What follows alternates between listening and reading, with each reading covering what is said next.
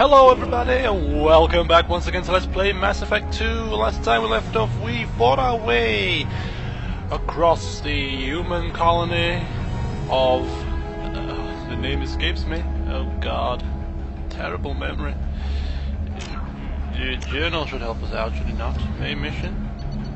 Horizon! There we go. Horizon! How could I forget the name? We battled across Horizon where we finally met up with Ashley Williams, who went into a huff and strop about us being rebuilt by Cerberus. I'm gonna tell the lies on you. I'm telling Captain Anderson on you. She might as well have said that like a child on the school playground. I'm gonna tell the teacher on you. Anyway, she ran off in a huff, and we came back here and unlocked the tank, unlocking Grunt, the Krogan perfect warrior, and he walled me up. But I had a gun held to his stomach. Yes, I brought him round to my way of thinking, which is I'm in charge and you will do as I say. And he seems to be quite happy with that, which is nice. So, what we're going to do today then, you ask? We have a whole plethora of new main missions to do. We have more people to bring into our midst to recruit for the assault we are no doubt preparing for on the collectors in their home world as we jet off through on the Omega 4 relay, but that is true far down in the future. For now, we also have other missions, like we want to go and help Miranda out with her sister, rehousing her. That is not our primary reason for going to Ilium, but it's one of. The other one being Liara. Commander, you've received a new message at your private terminal. I just read my blooming messages, Kelly. Are you sure? I read them last time.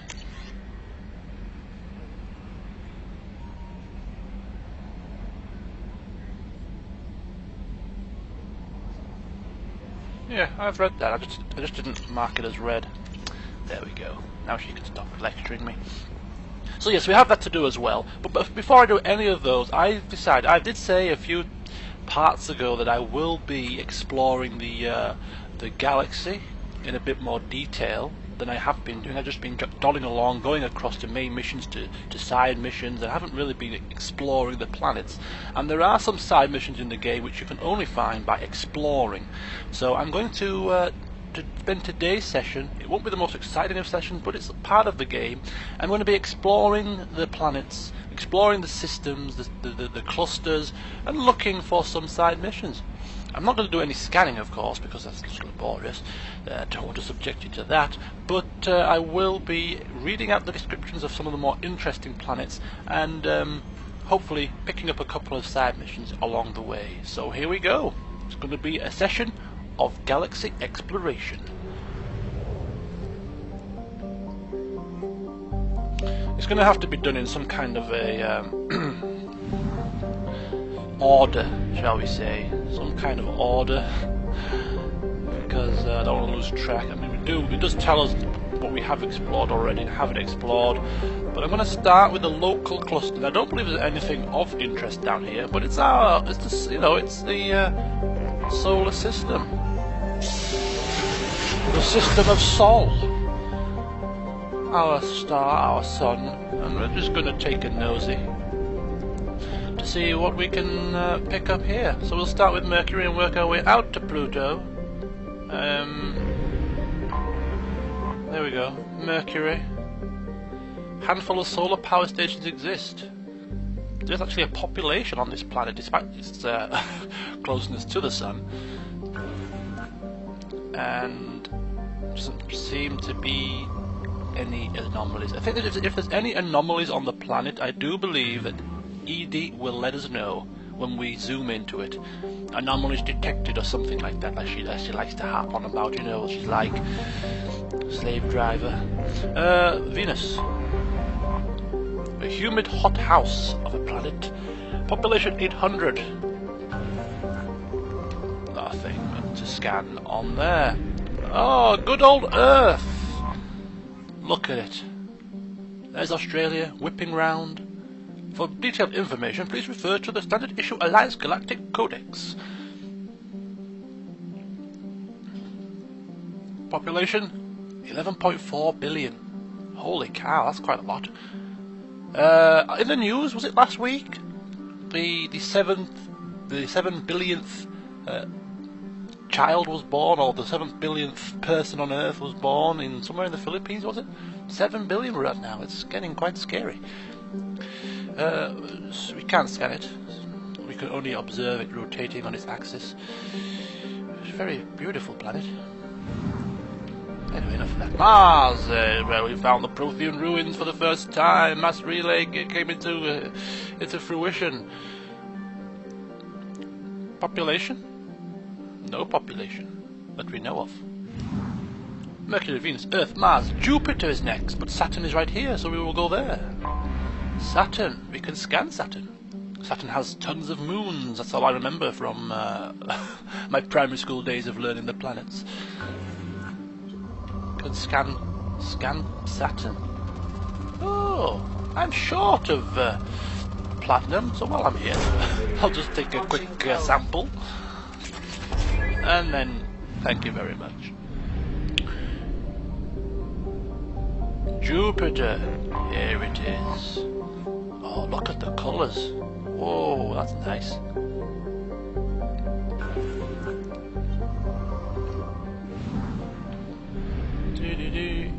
Uranus, whatever you want to pronounce it. Those are, oh, it used to be so funny. Childish school children. Uranus. You said anus. All that sort of jokes, you know. I remember them well. A pale blue planet with no blemishes, apparently. Neptunulus. Plenty of helium. Something. Population 70. On one of its moons, probably. Triton. No. And this little rocky thing, which people, there's always a debate. Is it a planet? Is it just a rock? Is it a planet? I don't really care. But it's there. Pluto.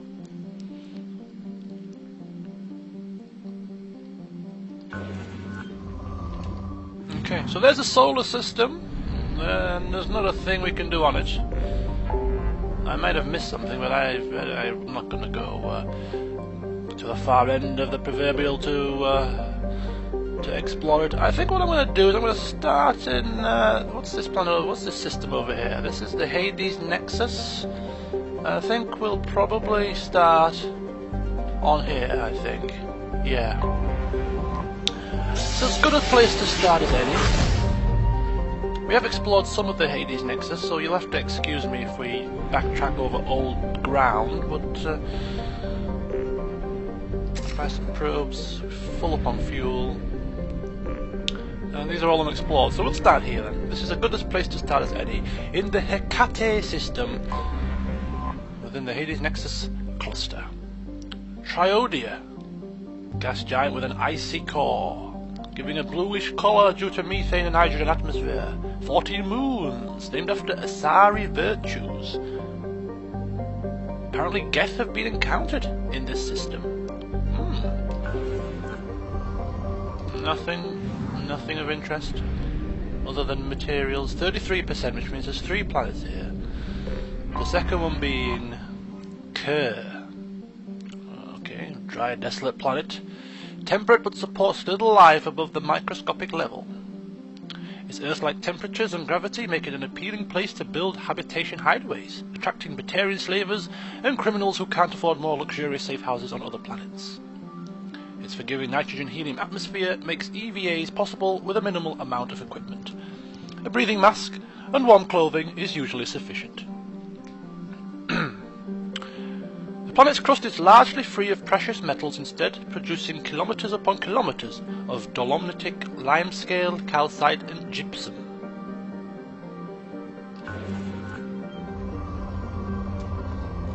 But it's rich in our materials that we need, so you lied to us. You made us think I didn't have no resources within it. It's rich with deposits of metals that we need. And Bothros. Bothros, nothing of interest here either.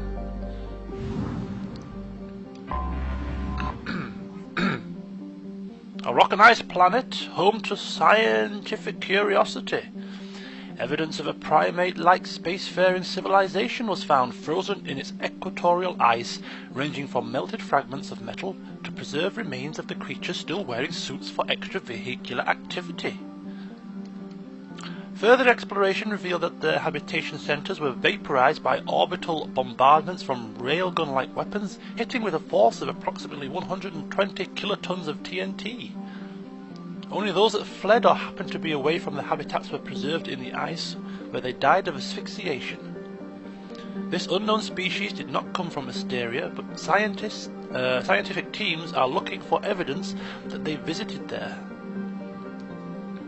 It is difficult to believe that they would colonize a frozen rock like Bothros and ignore a lush garden world. Their world of origin is also a mystery. That's quite interesting, really. An extinct race of alien, whatever you want to call them, preserved in ice. Okay, so that is the Hecate system. We've been to Hoplos, which means we don't need to go back, so there's 2 more systems in this cluster, and we'll start with Pamyat.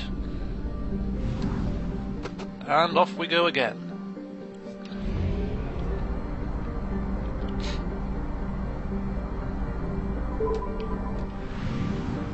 Okay, Pamyat, pretty small place. Starting off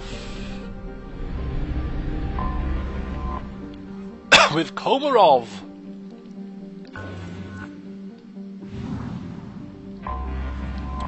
First charted by the Asari, but colonized by humans, the Pamyat system is home to Komarov, an Earth-sized body near the star. Little atmosphere, but has not stopped exploration by robo-miners, who have recovered iridium from the planet's crust.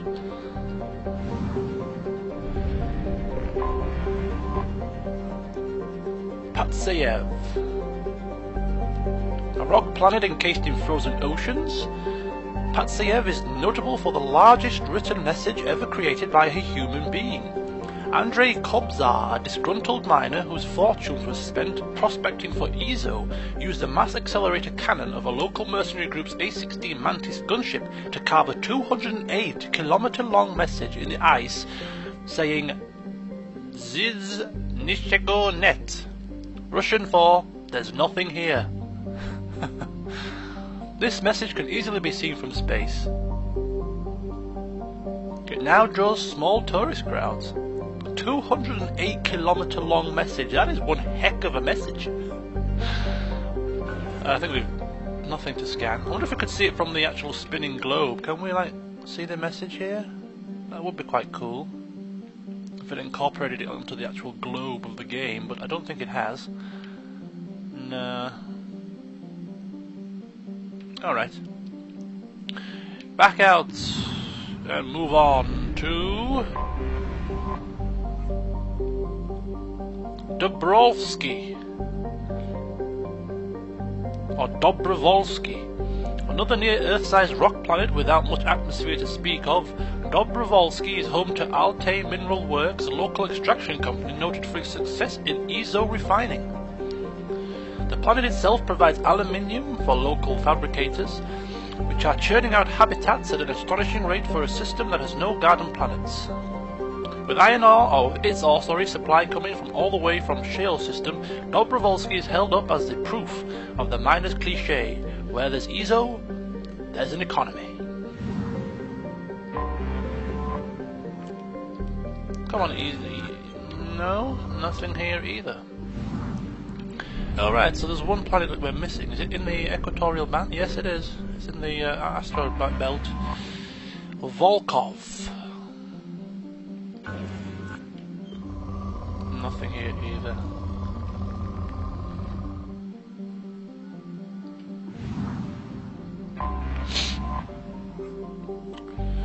Dwarf planet Volkov has a thick atmosphere of nitrogen and krypton, home to a thriving iridium mining community.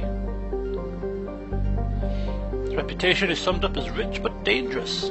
Pirates often lurk behind Volkov's 2 moonlets and cripple freighters leaving the atmosphere.